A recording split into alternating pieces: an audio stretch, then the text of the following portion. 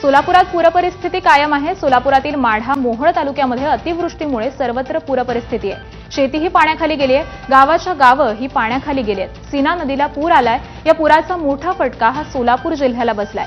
खबरदारी म्हणून सलग दुसऱ्या दिवशी म्हणजेच आजही सोलापुरातील काही भागातील शाळांना सुट्टी देण्यात आली आहे। उत्तर सोलापूर, माढा, करमाळा, मोहोळ, बार्शी आणि अप्पर तहसील कार्यालय मंद्रुप या भागातील शाळांना आज सुट्टी आहे।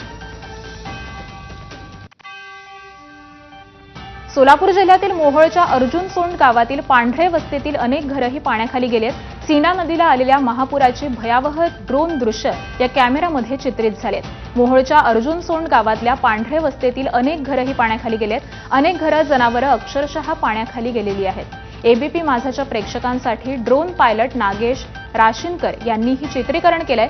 मोहोळ तालुक्यातील अत्यंत विदारक परिस्थिती ड्रोन कॅमेऱ्यामध्ये यामुळे कैद झाली आहे।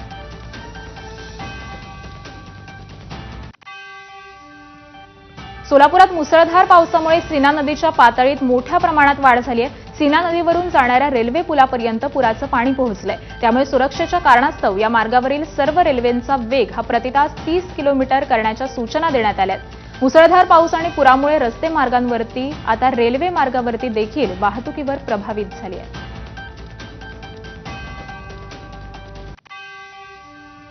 सोलापुरातील पूरपरिस्थितीचा रेल्वे सेवेवरती कमालीचा फटका बसलाय। कुर्डुवाडी ते लातूर रेल्वे अनिश्चित काळासाठी बंद झाली आहे। रेल्वे पुलावर पाणी पातळी ही धोकादायक स्थितीमध्ये पोहोचल्यामुळे गाडी ही रखडलेली होती।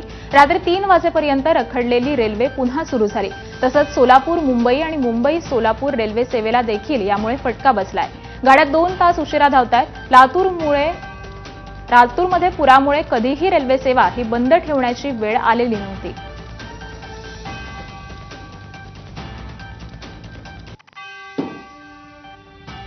सोलापुरात सीना नदीला आलेल्या महापुरामुळे शेकडो कुटुंबाचे संसार पाण्याखाली गेले। अनेकांची घरं पाण्याखाली बुडाल्यामुळे त्यांना स्थलांतरित करण्यात आलंय। ऐन सणासुदीच्या काळामध्ये अशा पद्धतीने राहण्याची वेळ आल्यामुळे ग्रामस्थ हे हतबल झालेत।